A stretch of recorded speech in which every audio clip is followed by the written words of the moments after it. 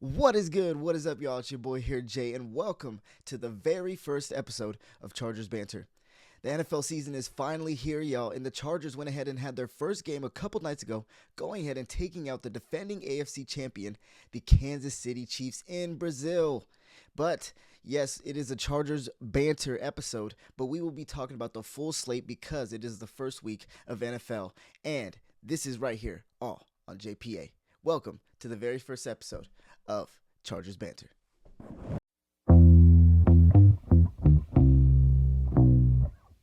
What's up, y'all, and welcome to the very first episode of Chargers Banter. I'm so excited to get this thing going. We finally got the NFL season back, but to make it clear before we get any further, like Padres Banter and Thunder Banter, Chargers Banter will be specifically tailored toward Chargers content and everything Chargers, so don't want to get you guys confused. There will be separate episodes for JPA and the rest of the sports world, but like I lamented before, want to go ahead and separate the content to not make these things too long. But without further ado, welcome to the very first episode of Chargers Banter. So let's get right into it. Don't want to waste too much time because it has been a whirlwind and we got football back today.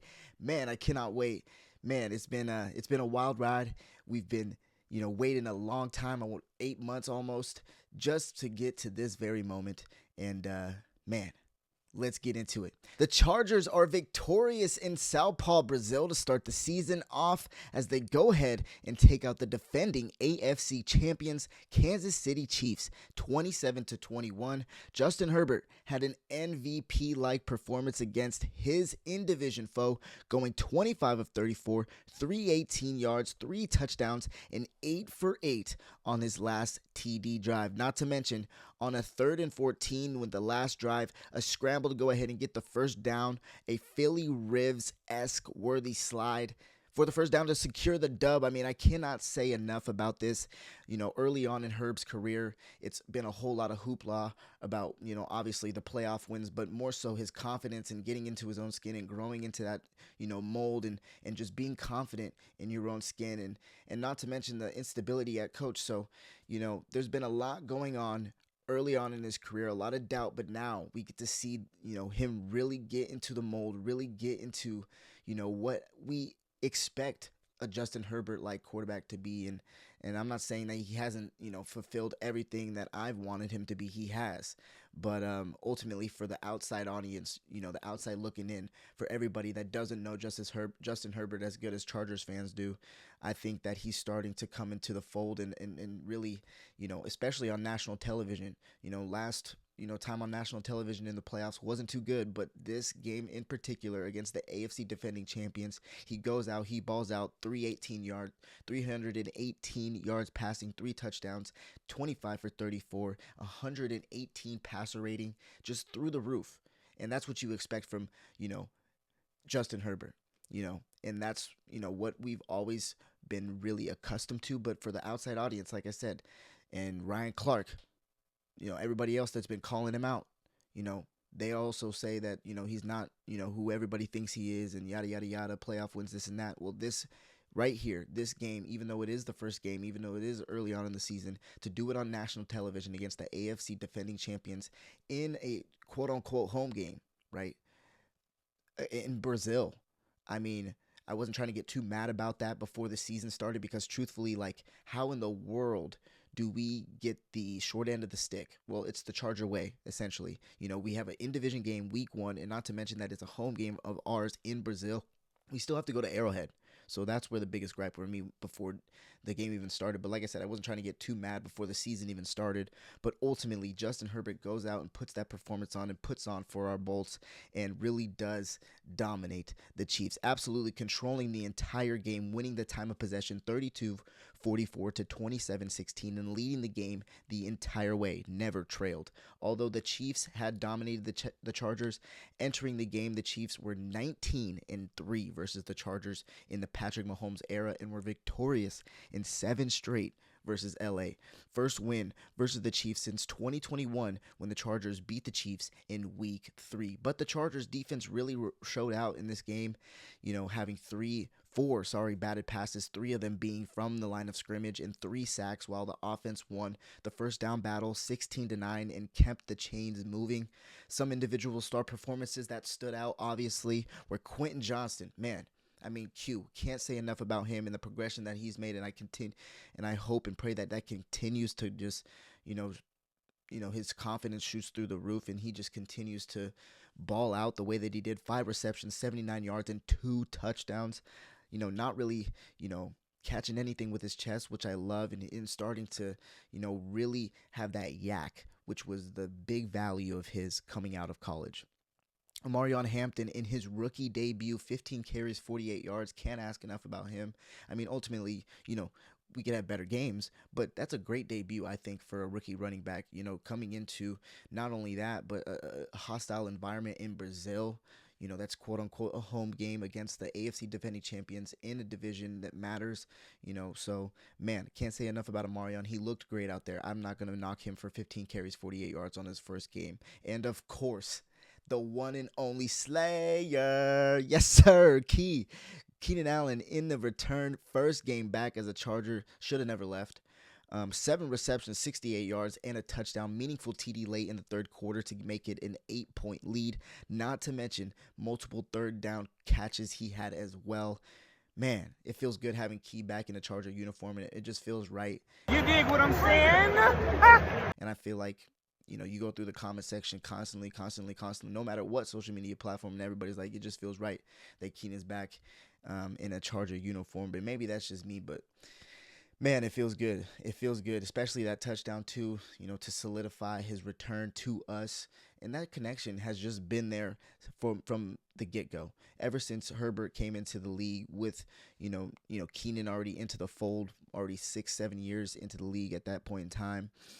Herb really just connected with Keenan Allen, and now we can really see how much they were really connected, even though they had a year of separation. 1 game back, and yes, there's been training camp, but really, it wasn't a lot of training camp. Keenan Allen came back in the later parts of it, and he already has a touchdown in the first week. So just speaks volume to their chemistry and how much he is, loved not only in this team, but throughout this franchise, throughout this fan base. Everybody loves Keenan Allen, not just because he's been one of the longest tenured Chargers ever, but also because he was one of the first, or one of the last, San Diego Chargers.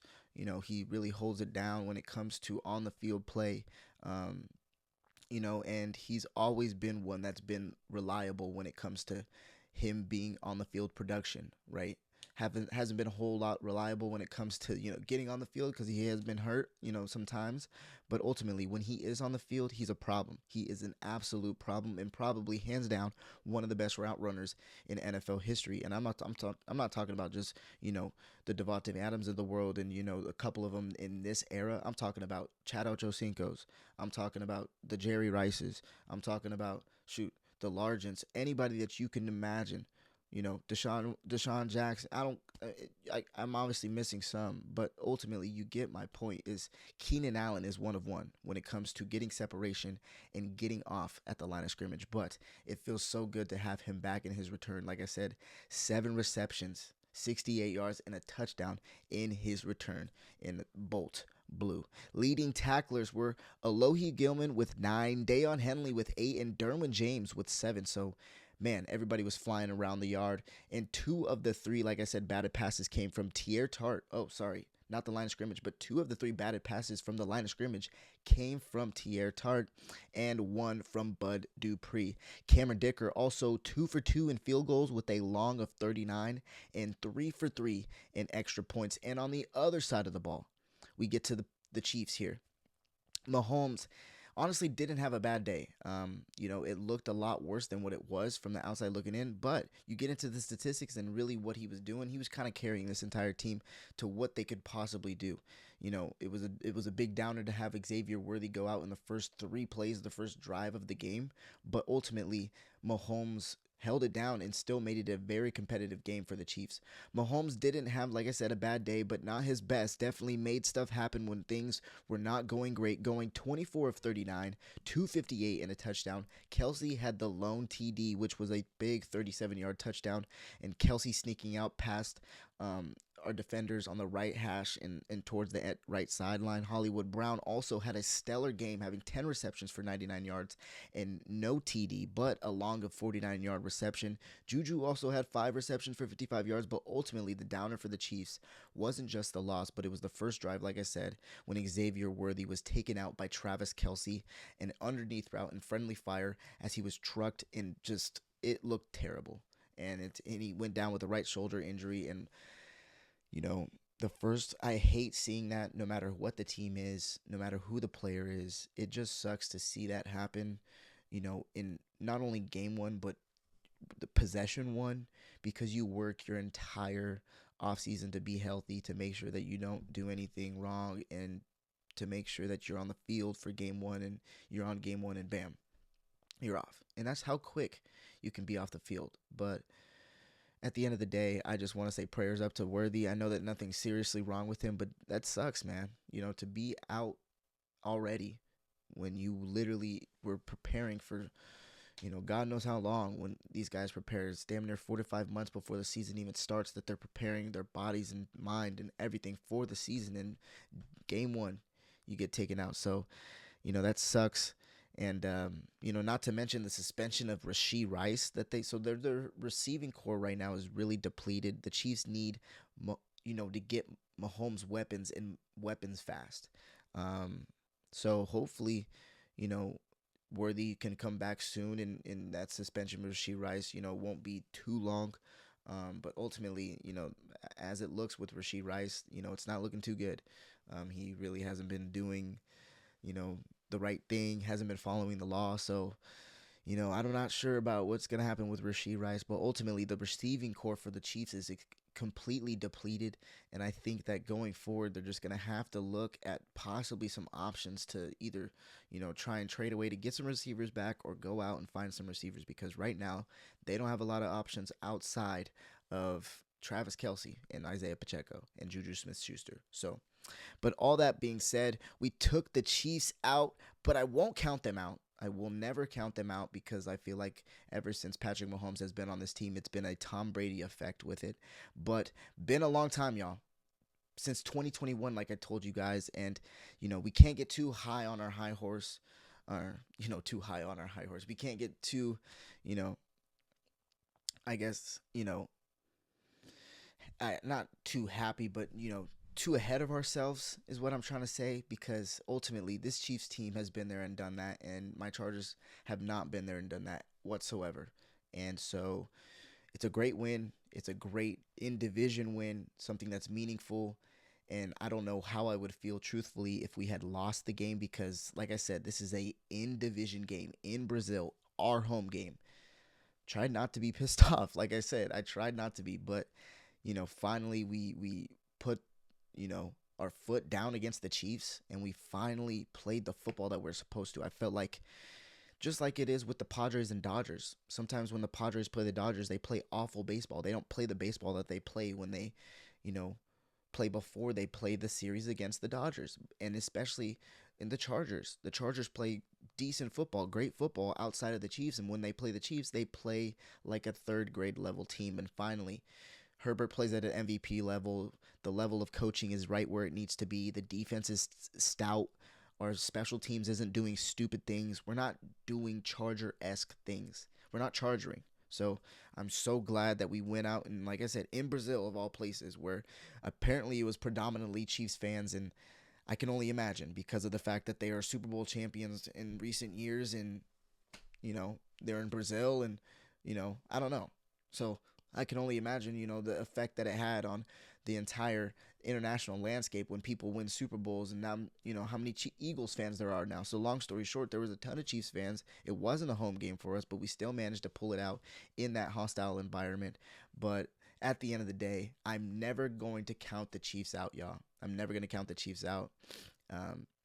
Like I said, they've been there, done that, and they're going to continue to be there and do that. At the end of the day, the Chiefs are going to keep rolling. They're gonna be just fine. They're gonna figure out a way to be there at the end of the year, just like they always do in the division or in the playoffs, making a run. Like I said before, nobody stopped the Chiefs. And another kind of statistic to that'll vouch for that is the fact that they haven't lost before the AFC Championship ever since Patrick Mahomes has been at helm. So when you consider that, you got to understand that they're always going to be there. The Tom Brady effect, like I told you guys at the beginning of this segment. But we took them out. We won. Doves. Moving on to next week. We got some more division games, which honestly isn't too great, to be honest. We got Las Vegas and then Denver, but Las Vegas next week in Las Vegas. Excited, looking forward to that on Monday night. But want to go ahead and get into some more NFL news as well as the full slate, because today is the day, y'all, that we get the full slate. Go ahead and set your fantasy lineups and all that great stuff. And I don't want to, skip this episode of football talk without talking about the first slate of NFL games. I went ahead and did a little bit of segment on my audio platform before I went ahead and introduced this whole new video platform, but really want to get into it. Even though it is an exclusive Chargers Banter, I still want to go ahead and talk about this full slate, this full schedule of first games that we got going, because, man, football is back, baby. Yes, sir, but let's go ahead and get to some breaking news. Actually, a couple hours ago, Jameson Williams. Oh, that was right. Jameson Williams. I was about to say Jameis Williams.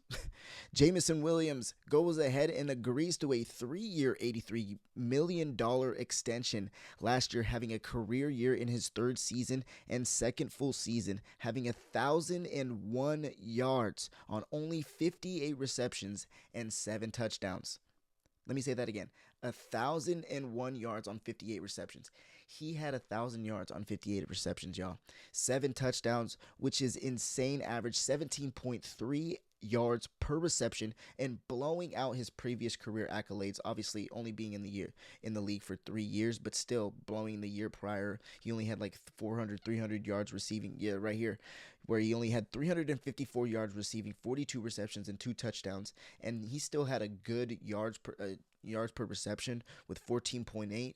But like I said, goodness gracious, 1,000 yards on 58 receptions. So we'll see if he can replicate that season. But that's exactly what the Lions signed him for and gave him that money for. 3 years, $83 million extension. Congratulations to Jameson Williams. But we got football back, y'all, and let's go ahead and talk about it because we need to. We had the Eagles and the Cowboys, obviously, on Thursday. The Eagles went ahead and took out the Cowboys in a rather close game, honestly. We'll go ahead and talk about that in our episode in the future for JPA when we come back for, the recap of the entire day.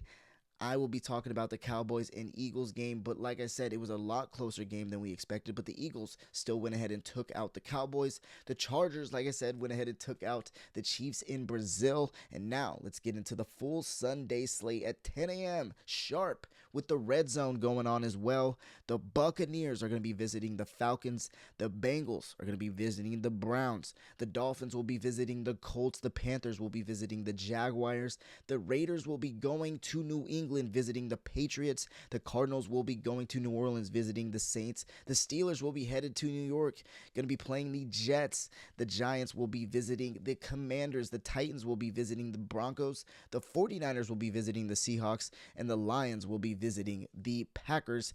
The Texans will be visiting the Rams, and the Ravens will cap off the night going ahead up to Buffalo for an AFC AFC divisional rematch here. So going to be exciting, y'all. Going to be exciting there. That is going to be a primetime game, possibly an AFC Championship preview. So that's awesome. And to cap off the slate on Monday Night Football, the Vikings go up north. Actually, no, I don't believe it's north, but they're going to Chicago to go ahead and face the Chicago Bears on Monday Night Football and Caleb Williams. So that's the full slate. There's a bunch of in-division games, which personally I feel indifferent about. I've told you guys, not only on my perspective because of the fact that the Chargers played the Chiefs, but also I don't even feel that the Eagles and Cowboys should have happened on Thursday. Week 1 in-division rivalry matchups should never happen, I don't think, because truthfully you're going to play a game that matters times 2 in the first week when you're rusty and you don't really understand your team to any extent. So I was indifferent about the first two games, and I'm indifferent about having a whole bunch of divisional matchups within the slate. But at the end of the day, it's still football, and if football is back. But if you want to really hear my take on why or what they should do, I personally think that they should do interleague matchups the entire first week. AFC and NFC matchup against each other, and really the games won't matter as much. Like I said, they won't matter overall, and they won't matter in division. So at the end, I don't know. That's just me. But I mean, they'll still matter overall, but you get what I'm saying. Like, they won't matter times two. So at the end of the day, I still don't care. Football is back. Like I said, the full slate is back, and I'm so juiced to get this thing going, y'all. So juiced to get this thing going, not only for, the intended purposes of the podcast, but also fantasy football. Gonna go ahead and get some bets going. And speaking of, not only did I go ahead and make some bets, I made several bets because I'm just like that. I'm possibly a degenerate, but at the end of the day, I just wanted to go ahead and get some preseason bets because in years past, I haven't been able to. Also, living in California, you don't have the, accessibility to go to a casino and walk in there and give you a preseason bet. So ultimately, I called up my boy. I said, hey, I'm going to need you to put in some bets for me. He said, I got you, brother. And this is what I got going. So my first bet I got going it's two of them. It's two separate bets, four separate bets in total, but these two right here that are under the same section, MVP, I got two options for MVP. Hear me out, y'all, right? It's a little bit, out there, but at the end of the day, I feel like these are definitely bold takes, but reasonable takes. My first one is for MVP, I got Jordan Love. Yes, sir, Jay. I had to get you right. And I also got Joe Shiesty. I believe Joe Shiesty was like plus 600, and J Love was like plus 1,400. So those are my two MVP plays for this season.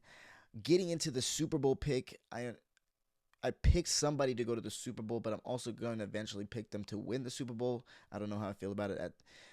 Might change it. Who knows? But I do have who is going to the Super Bowl placed already, and that is the Ravens. I think from the AFC, they're going to be, a favorite, y'all. And I don't really see anybody stopping them besides the Buffalo Bills, and unless something happens with voodoo magic in the Chiefs, But that is my bet for the AFC champion. So the Baltimore Ravens are going to be going to the Super Bowl. And my last bet, last but not least, and I hope I don't get any shade for this from my Bang Bang Niner Gang fans, but I got the Niners going under 11.5 wins. I know they have an extremely easy schedule, some considering it to be the easiest schedule of all time, but truthfully, I don't see them winning 12.5 games, especially with the injury concerns with CMC.